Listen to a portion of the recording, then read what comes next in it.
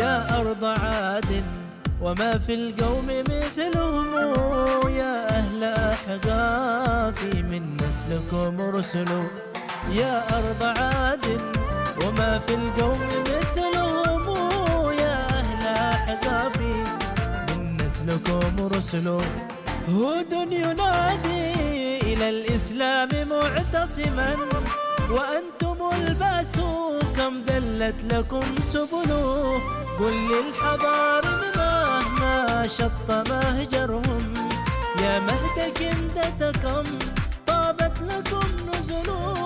قل للحضار مهما شط مهجرهم، يا مهد كندتكم طابت لكم نزله.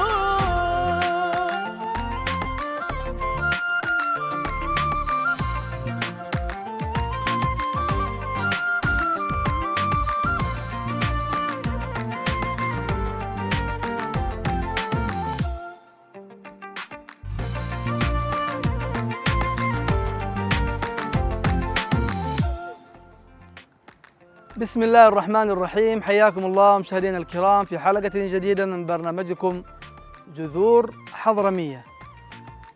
قال عمرو بن مهاجر الكندي: كانت امرأة من حضرموت من تنعة قد صنعت لرسول الله صلى الله عليه وسلم كسوة، ثم نادت ابنها كليب بن أسد ابن كليب فقالت: انطلق بها فأت بها رسول الله صلى الله عليه وسلم. هذا الخبر المتقدم يبين قدم حضرموت في التجارة، وكذلك قدم حضرموت في الصناعة، وقدمها في الحضارة، وما كان فيها من الغزل والنسيج، وهو يدل على وفرة المواد الخام لتلك المنسوجات من قطن وصوف، وفي ذلك دلالة على رخاء وعلى حياة مطمئنة واقتصاد عريق راسخ ثابت. حضرموت هكذا كانت منذ القدم، ونرجو ونأمل دائما أن تكون كذلك، مع حلقة جديدة من برنامجكم جذور حضرمية.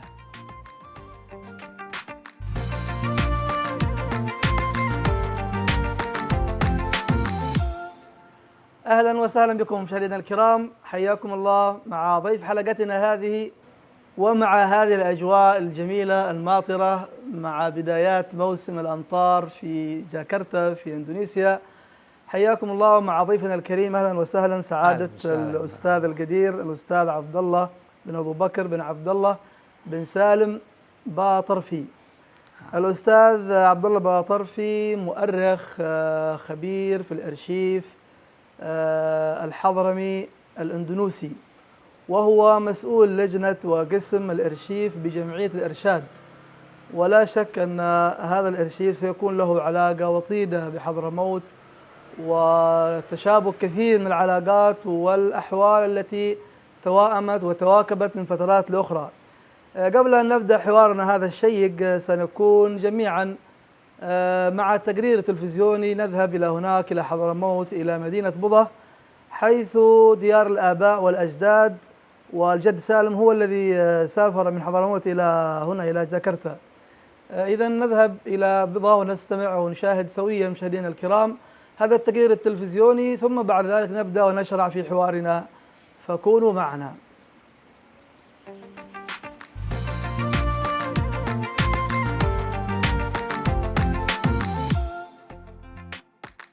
بوضة هي من كبريات بلاد دوعن وقدامها. قال العلامة أحمد بن حسن العطاس: إنها مأخوذة من بضيض الماء، يقال بض الماء إذا نزل قليلا قليلا، وعلى مقربة من حسن المنصب بها عين ماء قليل، لعلها سميت بذلك من أجله. وهي قرية كبيرة من أكبر قرى وادي دوعن، تطل على شعبين: شعب وادي صر عن يسارها، ووادي دوعن الأيمن عن يمينها، وسميت أيضا بالشعبي لإطلالها على شعبين.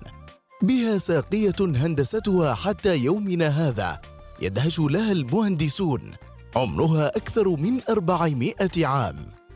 تقع بوضة على سلسلة جبل من الجبال المطلة على وادي دوعن من جهتين، متناثرة مناطقها على الجانبين الشرقي والغربي. البلاد وحصن عبد الصمد والقفل والشرقي والقبلي، ويحدها من جهة الجنوب منطقة لجرات، ومن الشمال منطقة قرن ماجد وبلاد الماء.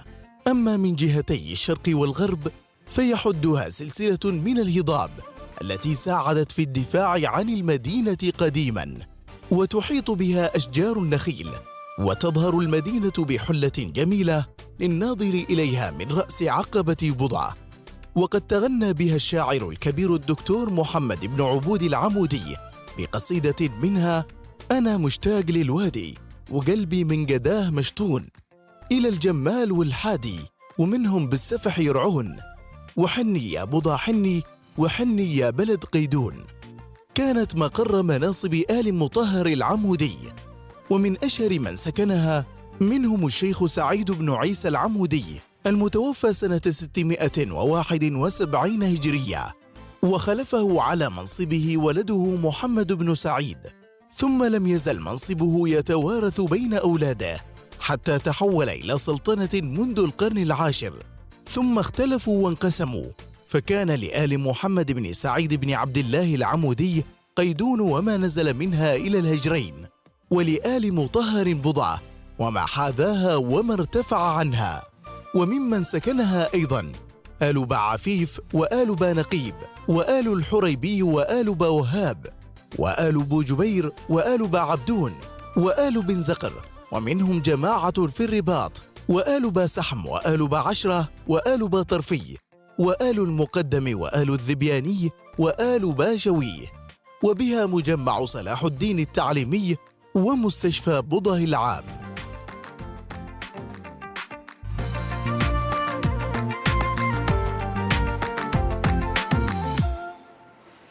مرحبا بكم مشاهدينا الكرام من جديد. بعد أن شاهدنا هذا التقرير التلفزيوني الممتع عن مدينة بضة، نعود مرة أخرى ونشرع في حوارنا مع ضيفنا الكريم الأستاذ عبد الله. كان الميلاد في عام 1970. نتمنى لك عمر إن شاء الله حافل في خدمة حضرموت والتاريخ وخدمة هذه البلد. كيف كانت أيضا البدايات وفي أي ولاية كان الميلاد؟ أعطونا فكرة والجمهور يرغب أن يستمع عن معلومات عامة عن شخصيتكم. Saya lahir di Bogor 1970, mulai berkecimpung di Al-Irsyad itu saat usia sekitar 12 tahun di SMP Al-Irsyad. Masuk di dalam gerakan pelajar Al-Irsyad, satu organisasi badan otonom di Al-Irsyad.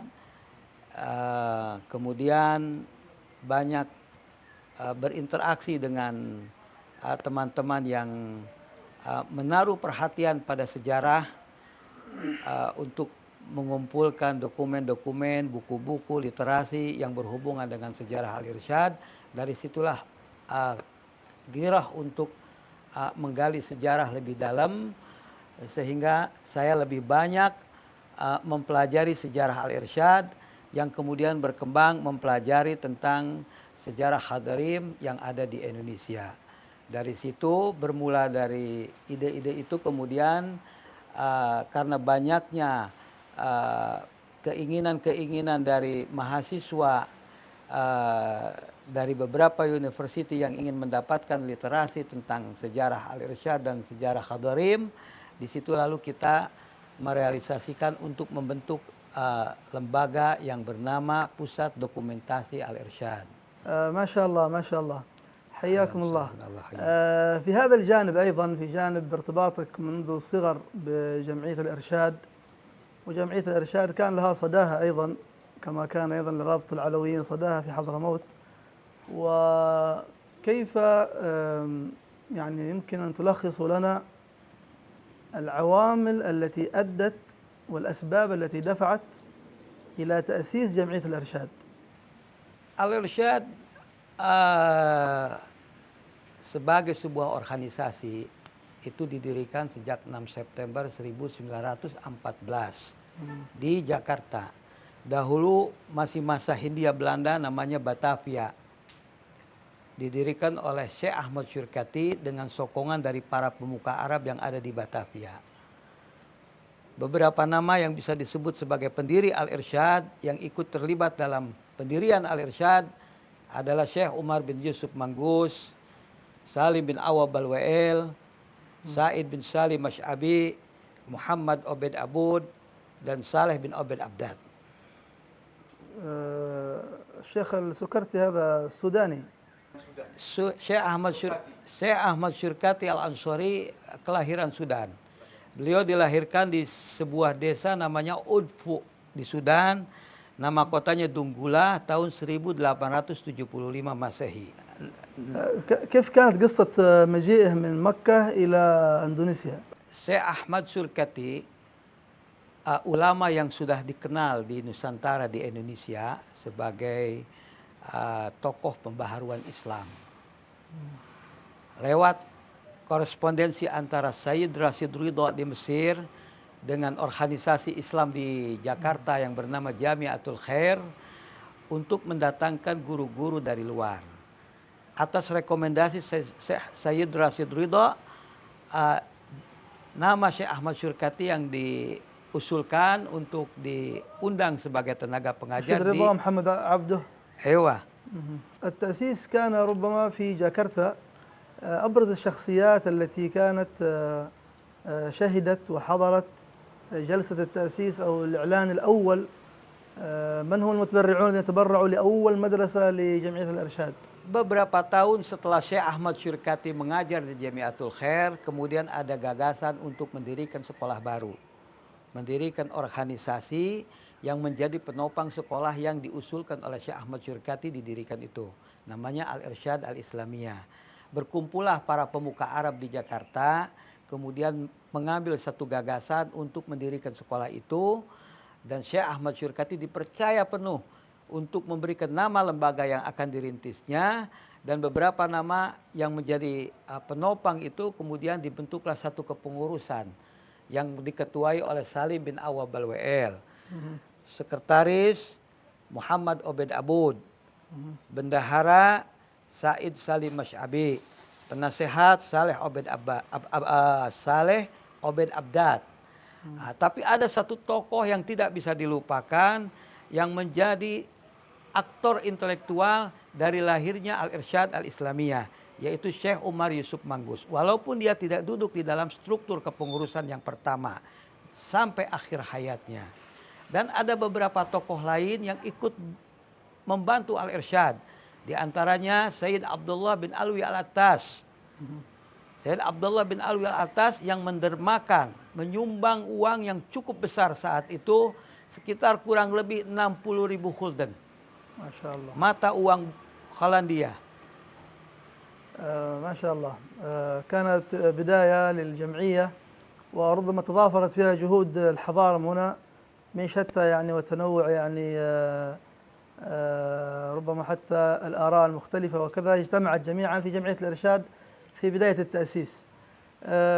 كيف استطاعت جمعية الإرشاد وارتباطكم بها الوثيق والقديم أن تقدم اليوم نموذج في التكامل والتلاحم وتجاوز الخلافات وتوحيد أو تنسيق الجهود مع الجهات الأخرى بما فيها الرابطة العلوية؟ Dalam prinsip asas Al-Irsyad, kita lebih mengedepankan ukhuwah Islamiyah. Dan Al-Irsyad ikut terlibat dalam gagasan pemersatuan umat Islam sejak dulu. Lahirnya Kongres Al-Islam yang ingin mempersatukan umat Islam. Karena memang saat itu kita berada di dalam pengaruh penjajahan Belanda. Sehingga ada kesadaran dari umat Islam yang memang untuk bisa bersatu dan menyusun kekuatan bagaimana umat Islam ini bisa maju dan bisa melawan kolonialisme. Berangkat dari asas itu, kemudian Al-Irsyad memang berkomitmen untuk membangun ukhuwah Islamiyah dengan semua ormas-ormas Islam. Termasuk dengan Alawiyin yang sampai hari ini kita bisa bekerja sama untuk hal-hal yang positif. Untuk hal-hal yang bersifat keumatan. Dengan Muhammadiyah, dengan Persis, dengan Nahdlatul Ulama. Bahkan terjadi dialog-dialog antara kita dengan mereka, itu terbangun dialog yang positif. Mencari persamaan dan mengecilkan perbedaan-perbedaan yang kita hadapi. نعم نعم. أحسنتم جزاكم الله خيرا.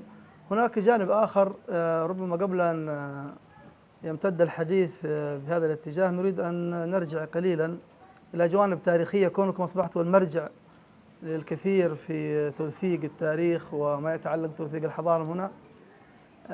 ماذا بالنسبة لهجرة الحضارم ووجودهم هنا في أندونيسيا من حيث الأولية الأقدمية، أول من أدخل الإسلام إلى أندونيسيا كجانب تاريخي في قناعتكم الشخصية بحسب ما توصلتم إليه بأبحاثكم أنتم؟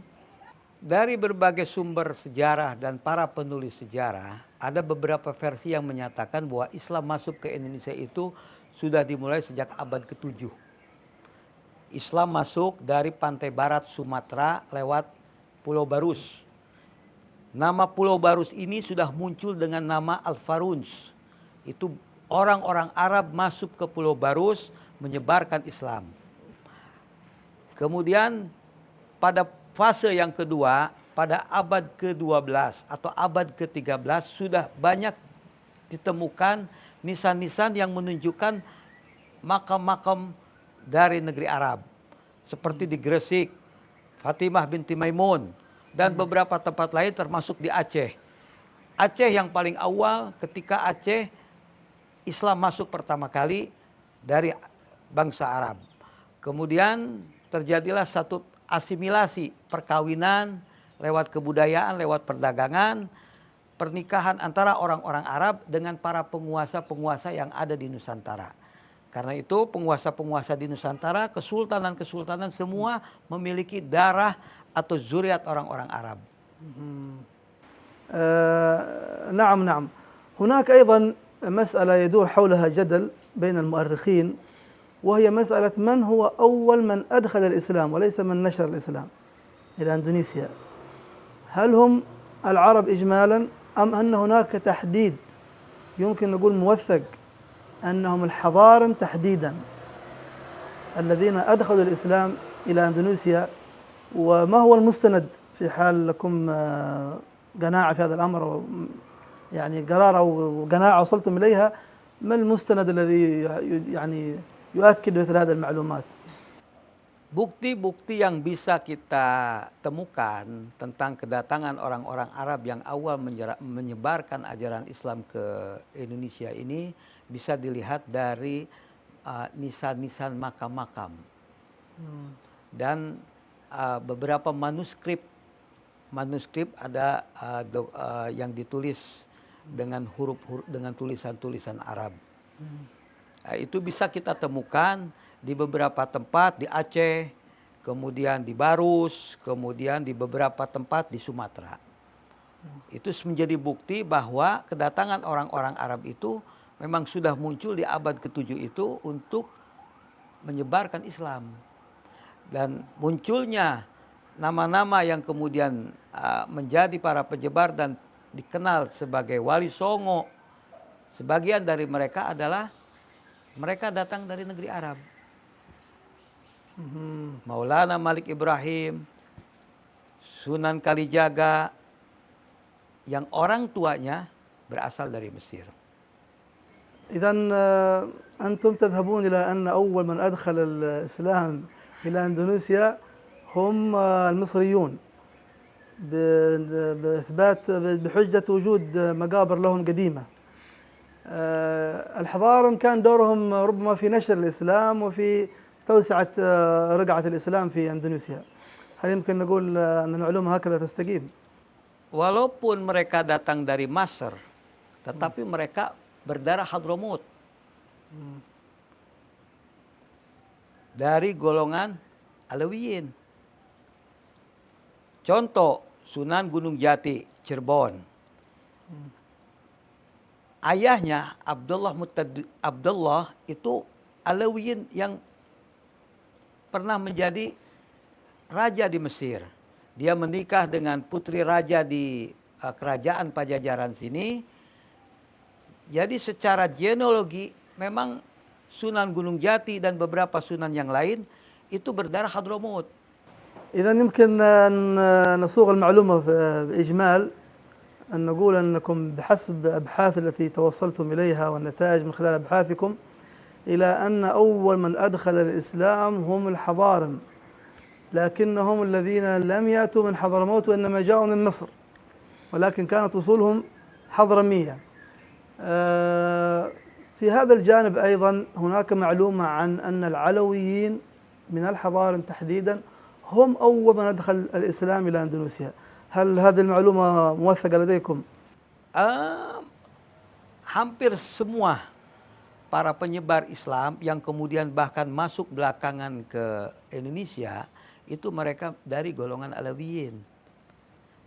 Dan mereka bukan hanya menyebarkan dakwah, juga mereka melakukan hubungan pernikahan, asimilasi lewat perkawinan dengan para penguasa-penguasa yang ada di Indonesia. Sehingga para penguasa-penguasa yang ada di Indonesia ini semuanya memiliki darah Alawiyin. Terutama yang berada di kesultanan-kesultanan di Kepulauan Melayu. أحسنتم، وهذه معلومة يسرنا أن نوثقها اليوم وأن نؤكدها من شخصية مهتمة مرجعية في الجانب البحثي وفي جانب التاريخ والتوثيق. ما المستند أو هل يوجد في هذا الأمر دليل لديكم بنيتم على هذه المعلومة؟ هل يوجد إسناد معين أو وثيقة معينة؟ Dari temuan-temuan yang memang kita bisa tunjukkan bukti-bukti bahwa orang-orang Arab ini yang menyebarkan Islam di Jawa, di Indonesia, dari temuan-temuan manuskrip, kemudian artefak-artefak, keramik-keramik yang menunjukkan tulisan-tulisan Arab, kemudian nisan-nisan makam, juga masyhur ditulis oleh dua orang sejarawan yang menulis tentang ini. Dua orang yang terkenal adalah Abu Bakar Aceh. Abu Bakar Aceh begitu gamblang menjelaskan tentang sejarah masuknya Islam ke Indonesia yang datang dari negeri Arab. Kemudian ada lagi ulama yang masyhur yang diakui bukan hanya di Indonesia tapi diakui oleh dunia, yaitu Allah yarhamu Hamka, Haji Abdul Malik Karim Amarullah. Ada ulama masyhur. Dia juga menulis tentang awal mula masuknya Islam ke Indonesia yang menurut pendapat dia berdasarkan temuan-temuan yang dia temukan, baik itu manuskrip, kitab-kitab, artefak-artefak, nisan-nisan dan sebagainya, bahwa Islam datang dari negeri Arab. Bahkan berkhusus kata Buya Hamka, Islam masuk langsung dari Hadramut. إذن هذه معلومة مهمة جدا، ويسرنا في برنامجنا جذور حضرمية أن نقف على مثل هذه الحقائق ونؤكدها من خلال شخصيات ذات اهتمام ذات اختصاص، وأيضا يمكن تكون كوثيقة يمكن الرجوع إليها في يوم من الأيام. إذن المؤرخ عبد الملك الحاج عبد الملك، وهو أول رئيس لمجلس علماء إندونيسيا، أنتم بنيتم معلوماتكم بناء على ما ألف وكتب، وهو أثبت ذلك في كتابه عن تاريخ أندونيسيا.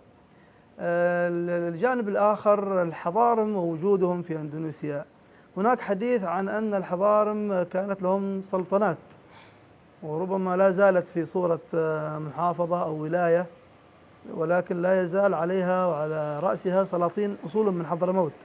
لو ذكرتم لنا مثالا مثل ماذا السلاطين الذين كانوا يحكمون هنا في إندونيسيا قبل عهد الجمهورية؟ Beberapa kesultanan yang ada di Indonesia yang memang langsung dia adalah orang-orang Hadramut, di antaranya Kesultanan Al-Qadiriyah di Pontianak di Kalimantan Barat. Al-Qadri. Ada lagi Kesultanan di Kubu, Sayyid Idrus Al-Idrus. Idrus Al-Idrus. Kemudian ada Kesultanan Siak di Riau. Sultan Syarif Kasim, Al-Balawi, dan masih banyak lagi yang nama-nama itu sudah tidak dimunculkan, tetapi mereka adalah orang-orang Hadramut. Nah, bukti-bukti daripada mereka bahwa para kesultanan-kesultanan yang memang mereka adalah berasal dari Arab dan kemudian terpengaruh dari orang-orang Arab, hari Senin sampai Ahad, baru-baru ini nama Ahad diganti menjadi nama lain, nama baru. Dari zaman ke zaman nama itu tidak pernah berubah dan semuanya berasal dari bahasa Arab. Dan hampir 60% bahasa Melayu yang digunakan itu berasal dari bahasa Arab. Ini menunjukkan bukti bahwa Arab memiliki peran yang sangat besar bukan hanya pada adat istiadat dan kebudayaan, juga pada kekuasaan. Kekuasaan inilah yang dilahirkan oleh orang-orang Arab sehingga melahirkan kesultanan-kesultanan termasuk yang ada di Jawa. Di Jawa, Kesultanan Jogja, di nama mereka di ujungnya ada penamaan Sayyidin Abdurrahman Panatagama. Ada Sayyid bil Arabiyah. Ada Abdurrahman. Panatagama adalah pemimpin para agama. Dan satu hal lagi yang tidak bisa kita pungkiri itu adalah nama Sultan. Ada Sultan dalam bahasa Arab. Ini menunjukkan semua bukti-bukti bahwa korelasinya dengan bangsa Arab sangat kuat dan menjadi dasar daripada lahirnya kesultanan-kesultanan yang bukan hanya di Kesultanan Melayu tetapi juga tersebar hampir di semua tempat di Indonesia. ما شاء الله. إذا كان الحضارة حضور كبير وفاعل في أندونيسيا منذ القدم قبل أن تكون الجمهورية الإندونيسية. عندما نتحدث عن العرب وأنهم شكلوا مجلس الشورى، يشكلون مجالس الحكم، يشكلون أخذوا بعض السلطنات وحكموا فيها، هل تقصد بالعرب الحضارم أم أن هناك عربا آخرين غير الحضارم؟ Semua orang-orang Arab yang masuk ke Indonesia, baik itu dari tanah Melayu hingga masuk ke pelosok-pelosok di Maluku. Ada Maluku, nama satu provinsi, nama satu wilayah itu dari bahasa Arab. Jaziratul Muluk, ada Maluku. Jawa, semua dari Hadramut. Cuma ada beberapa mereka yang kita tidak bisa identifikasi. Mereka itu nama-nama gabilah-gabilah mereka di Hadramut. Ada yang ma'ruf dulu, Basyaiban. Contoh diantaranya. Cuma mereka meleburkan diri. Mengganti nama-nama mereka dengan nama-nama lokal. Nama-nama Jawa, nama-nama Melayu. Beberapa dari mereka yang tetap mempertahankan nama-nama gabilah yang ada di sana. Seperti Al-Idrus, Al-Qadri, Al-Ba'lawi, Basyaiban. إذن العرب عامتهم حضارم أصلا ويعرفون هنا بشكل عام بالعرب وأغلبهم هم الحضارم ربما أكثر من 90% كما أوضحتم هم من حضرموت أو من أصول حضرمية.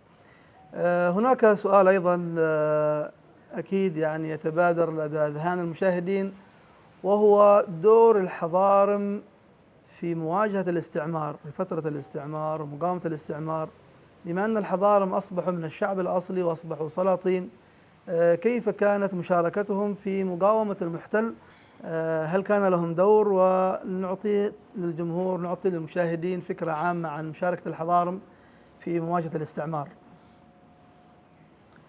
Jadi hampir semua orang-orang Arab dari Hadramut, mereka para pendatang pertama, Ulaiti ini, semuanya ikut pernah berjuang untuk Republik ini. Berjuang secara fisik di hampir semua kota. Dan ini bisa kita buktikan dari penghargaan-penghargaan yang mereka dapatkan dari pemerintah sebagai para perintis kemerdekaan. Termasuk diantaranya mereka mendapatkan penghargaan operasi militer ketika mereka melakukan perlawanan terhadap masa-masa revolusi kemerdekaan. Dari generasi ini melahirkan anak-anak yang kemudian mereka juga terlibat secara langsung dalam upaya kemerdekaan. Contoh yang paling terkenal adalah Abdurrahman Baswedan. Abdurrahman Baswedan terlibat secara aktif di dalam Badan Usaha Persiapan Kemerdekaan Indonesia. Langsung. Dan Abdurrahman Baswedan ini adalah salah satu diplomat yang terlibat ketika mendulang atau menggalang dukungan kepada negara-negara di luar Indonesia untuk memberikan pengakuan terhadap kemerdekaan Indonesia. Diplomasi pertama, karena secara de facto Indonesia merdeka, proklamasi 17 Agustus 1945, Belanda masih ada di sini. Belanda kembali ke Indonesia dan sempat para pemimpin republik itu ditahan. Negara dalam keadaan kosong pernah terjadi itu. Nah, satu-satunya yang bisa memperkuat proklamasi kemerdekaan 17 Agustus 1945 yang secara de facto sudah dipegang oleh Republik, tetapi secara de jure hukum internasional harus memberikan pengakuan. Abdurrahman Baswedan bersama tim diplomasi, misi diplomasi, berangkat ke negara-negara Arab. Lahirlah pengakuan pertama dari Mesir, Palestina, Yaman, dan ini menjadi modal Republik ketika de facto Indonesia sudah merdeka 17 Agustus 1945, juga pengakuan internasional. Lewat siapa? Lewat Abdurrahman Baswedan, bawa surat mandat dari Mesir. Berdarah-darah Abdurrahman Baswedan diserahkan kepada Bung Karno, kepada penguasa Republik. Lahirlah pengakuan Indonesia merdeka. Ketika Indonesia ini lahir, Indonesia ini akan membentuk dirinya menjadi sebuah republik, tentunya dipersiapkan segala sesuatunya yang menjadi yang menjadi tata sebuah republik itu berdiri. Contoh diantaranya lambang Garuda Pancasila. Siapa yang merancang? Ada Sultan Hamid II, Sultan Hamid Al-Gadri, Sultan Pontianak yang merancang. Kemudian yang mempropagandakan, yang mempublikasikan tentang kemerdekaan Indonesia di luar negeri, kita bisa sebut nama Ali Baktir. Ali Baktir dia membuat satu drama, satu novel, dan dipentaskan di Mesir, sehingga itu yang menggugah rakyat Mesir untuk mendukung kemerdekaan Indonesia. Lahirlah karya sastra Ali Baktir itu, Audatul Firdaus, kembalinya sorga yang hilang. Itu menunjukkan apa? Indonesia sudah merdeka. Kemudian yang mempublikasikan, mengumumkan tentang Indonesia sudah merdeka, kita bisa sebut As'ad Sahab, radio pertama yang menyuarakan, memberitakan tentang kemerdekaan Indonesia ke seluruh negara-negara Arab. Kemudian kita bisa sebut Muhammad Sahab, dia yang mendatangkan bahan-bahan untuk mencetak mata uang Republik. Dia yang berjasa besar. Karena saat itu bukan perkara mudah ketika kita mendatangkan bahan-bahan untuk segala sesuatu yang menjadikan Republik ini ada. Termasuk Sultan Siak, Arab ada, Sultan Syarif Qasim, mendermakan uangnya bertriliun-triliun untuk Republik ini. Diserahkan semuanya, dan dia sendiri menyerahkan kekuasaan kerajaannya untuk bergabung kepada Republik. Ini bukan pengorbanan yang kecil, ini pengorbanan yang besar. Satu yang paling akhir, ketika Soekarno memproklamirkan kemerdekaan Indonesia, tempat yang menjadi tempat bersejarah, Soekarno memproklamirkan rumah itu bisa dimiliki oleh negara, salah satunya atas peran siapa? Peran Farad bin Awad Marta, yang ikut menyumbang agar rumah bersejarah itu tidak hilang, yang sekarang dijadikan sebagai monumen proklamasi kemerdekaan di Jalan Pegangsaan Timur 56. Dan negara memberikan ucapan terima kasih resmi dari pemerintah kepada Farad bin Awad Marta. فرج بن عوض مرتع. فارد بن عوض مرتع. إذا بين الآن كما أوضحتم، جزاكم الله خير وشاكرين لكم هذه الإطلالة الواسعة، كيف ساهم الحضارم في صياغة الجمهورية وشكل الجمهورية الحالية الحديثة الأندونيسية، وإسهاماتهم في هذا الجانب ومشاركتهم كجزء من الشعب الأصلي ومن أبناء البلد وأهل هذا الوطن. الجانب الآخر ربما الأستاذ عبد الله، نحتاج أن نفهم الآن الحضارم في إسهاماتهم هذه، ومن خلال هذا التاريخ المشترك واندماجهم في هذا المجتمع، كيف يعني استطاع الحضارم أن يتعايشوا وأن يتقبلوا وأن ينسجموا ضمن النسيج الاجتماعي الخاص أو ضمن النسيج الاجتماعي في هذه الدولة في أندونيسيا، وربما أيضا في غيرها من الدول المجاورة في جنوب شرق آسيا. Orang-orang Hadramut itu mereka sudah menyatakan bahwa pribumi adalah saudara mereka. Saudara satu agama dan saudara satu nasab. Karena ibu-ibu orang Hadramut itu adalah orang-orang Indonesia. Karena itu kita mengatakan kepada orang pribumi atau orang Indonesia ini sebagai akhwal, saudara daripada ibu-ibu kita. Karena darah yang ada di darah orang-orang Hadramut itu orang-orang Indonesia. Ibu-ibu orang Hadramut adalah ibu Indonesia. Satu. Yang kedua, orang-orang Hadramut berjuang untuk kemerdekaan Indonesia jauh sebelum Indonesia merdeka. Tahun 1934, ketika A.R. Baswedan, Mas Kati dan lain-lain melahirkan Persatuan Arab Indonesia, sudah menyatakan tanah air Indonesia, tanah air orang Arab adalah tanah air Indonesia. Itu jauh sebelum Indonesia merdeka. Jadi sebelum Republik ini lahir, orang-orang Hadramut sudah menyatakan nahna Indonesia. Kami orang Indonesia, kami berjuang untuk Indonesia. Karena itu, para pemimpin bangsa, Soekarno, Hatta, kemudian pemuka-pemuka Islam yang lain, Muhammad Nasir dan sebagainya menyatakan bahwa orang-orang Hadramut, Arab yang ada di Indonesia ini tidak bisa dinyatakan sebagai warga asing. Mereka adalah pribumi asli. Dan itu lahir pernyataan-pernyataan seperti itu dan semuanya ada dokumentasinya, ada pernyataannya, ada pidatonya. Pengakuan bahwa orang-orang Arab adalah warga pribumi asli, bukan warga asing. Berbeda. Dan satu hal yang harus dicatat, ketika tahun 1945, ketika pemerintah ini baru lahir, pemerintah menawarkan kepada seluruh rakyat yang non-pribumi, baik itu Cina, Indo-Eropa, termasuk Arab, untuk menyatakan dia bersedia atau tidak untuk menjadi warga negara Indonesia. Semua orang Arab tidak ada satupun yang menolak. Dan semuanya tertulis, kita semua pegang dokumennya. Menyatakan bahwa kami warga Indonesia. Berbeda dengan keturunan-keturunan yang lain. Orang-orang asing yang bukan Arab. Mereka menolak. Dan resmi ada suratnya. Bisa dilihat nanti di arsip-arsip yang kita pegang. Tertulis. نعم الحضارم أثبتوا أنهم جزء من الشعب الأصلي وأنهم هم والشعب الأندلسي شيء واحد وليسوا أقلية وليسوا يعني إلا شيئا يعني لا يوجد فرق بين الحضرمي وبين الأندلسي كلهم في الأخير أندلسيون واختاروا هذا عندما خيروا أيضا وربما هذه الميزة التي تميز بها الحضارم قدرتهم على الاندماج وعلى يعني تقبل الآخر والانسجام في المجتمع وكانوا جزءا من النسيج المجتمع نفسه ولم يتمايزوا عن المجتمع الأندلسي. الأستاذ القدير عبد الله بطرفي، في الأخير نود أن نرجع مرة أخرى إلى هناك إلى حضرموت حيث الجذور الحضرمية.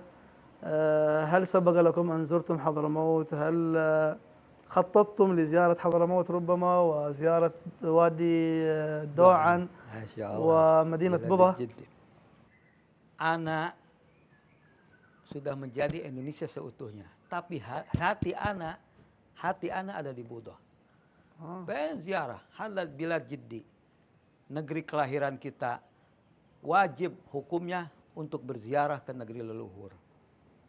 Melihat keadaan di mana orang-orang tua kita datang dan yang memang mereka datang membawa rahmat, membawa keberkahan untuk bangsa Indonesia ini. Wajib hukumnya kita untuk kembali untuk ziarah ke negeri leluhur kita. Ada keinginan itu. Mudah-mudahan Allah kabulkan keinginan ana agar ana bisa melihat negeri tempat di mana saya punya kakek lahir di sana. Insyaallah. Insyaallah. Doakum. Amin ya Rabb. الحضارم دائما يقولون لم نسكن مهاجرون أقصد منهم لم نسكن في حضرموت لكن حضرموت سكنت فينا. لكن هل بقي أحد من الأقارب في بضة أو بشكل عام في المنطقة العربية؟ أم الجميع كلهم جاءوا إلى هنا؟ هل بقي أحد من أقاربكم هناك؟ Sebagian masih ada, tapi itu keponakan-keponakan anak punya kakek, keponakan jiddi.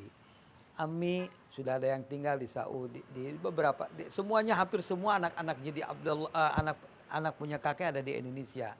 kerabat-kerabat jauh lah, sepupu-sepupu abah, keponakan-keponakan anak punya kakek. Masih ada. Bahkan rumah masjid di Abdullah bin Salim itu masih ada. Dan terawat dengan baik sampai hari ini. ما شاء الله ما شاء الله.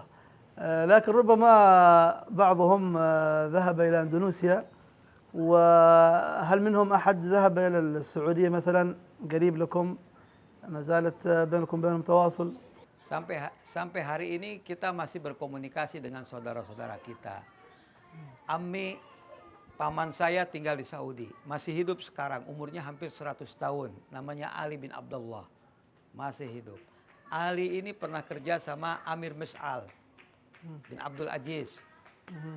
Khalid Batarfi, ibunya Ammati, kakaknya anak punya abah. Aisyah Ammati, tuafi di Saudi Arabia. Umar أمي توفى في السعودية. شكرا لكم سعادة الأستاذ القدير الأستاذ عبد الله على هذه الإلمامة الواسعة وهذه التطوافة التاريخية وهذا التوثيق لكثير من الجوانب المشتركة بين الحضارم والإندونيسيين. وعموما عادة هنا تستخدم كلمة العرب ويراد بها غالبا هم الحضارم، وهم الأسماء البارزة والمشهورة والمعروفة هنا. في ختام هذه الحلقة لا يسعنا إلا أن نتقدم بالشكر الجزيل لكم مشاهدينا الكرام على متابعتكم، ونرجو لكم متابعة ممتعة مستمرة من ضيف إلى آخر مع برنامجكم جذور حضرمية. وباسمكم جميعا كذلك نتقدم بخالص الشكر والتقدير لسعادة الأستاذ القدير عبد الله باطرفي، وننتقل سويا إلى علم من أعلام تاريخ حضرموت، فلا تذهبوا بعيدا.